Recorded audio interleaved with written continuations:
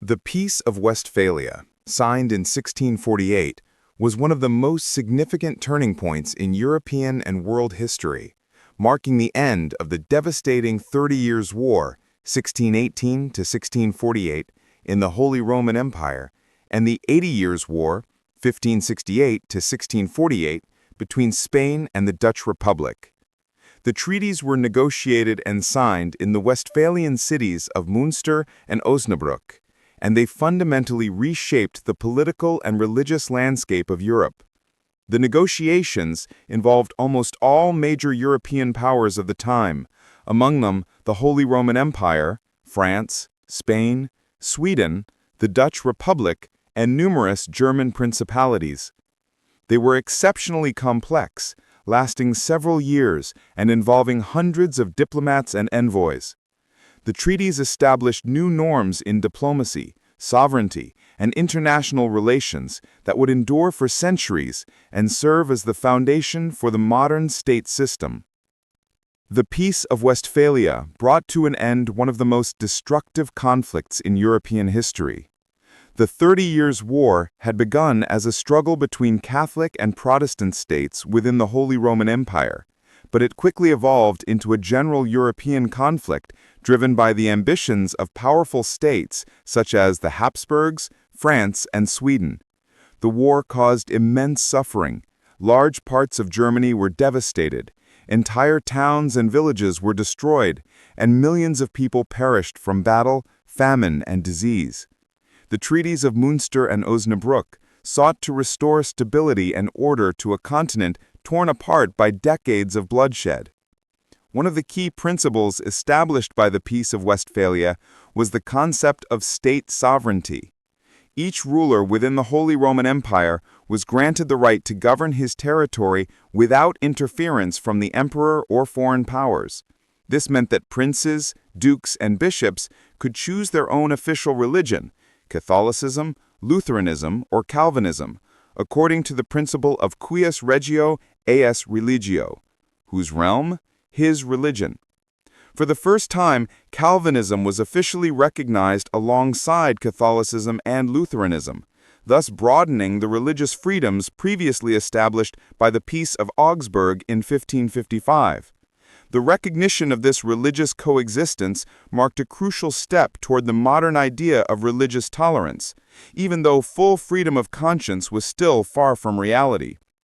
The treaties also redrew the political map of Europe.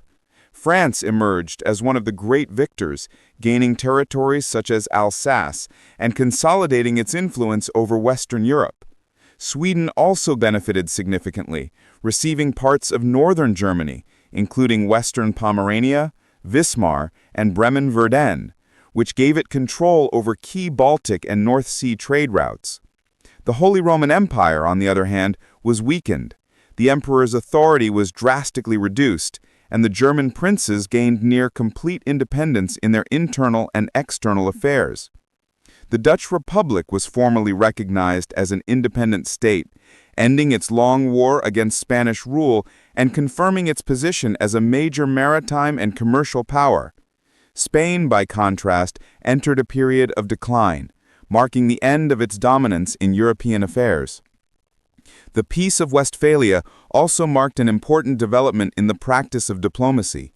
The Congress that led to the treaties was one of the first large-scale diplomatic assemblies in European history, where multiple powers negotiated simultaneously rather than through separate bilateral agreements.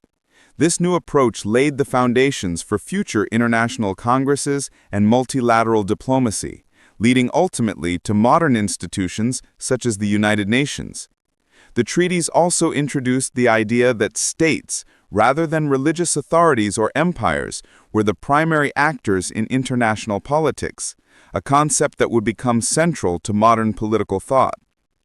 The notion of legal equality among states, regardless of their size or power, was another major legacy of Westphalia, and it influenced international law for centuries. Beyond its immediate political consequences, the Peace of Westphalia had profound intellectual and cultural effects. It signaled the decline of universal empires and papal authority in European politics, and encouraged the growth of secular governance. The balance of power that emerged from Westphalia became a key organizing principle of European diplomacy, intended to prevent any one state from dominating the continent. This system would continue to shape European politics through the 18th and 19th centuries and beyond. The Peace of Westphalia thus stands as a symbol of transition from a medieval world ruled by religious and dynastic claims to a modern order based on territorial sovereignty, national interest, and legal equality among states. It did not bring an immediate or lasting peace to Europe, as conflicts such as the War of Spanish Succession and the Napoleonic Wars would later show, but it provided the conceptual framework for resolving disputes through negotiation and mutual recognition rather than through endless religious or imperial warfare. The legacy of Westphalia continues to influence the way nations understand sovereignty and international cooperation even in the 21st century.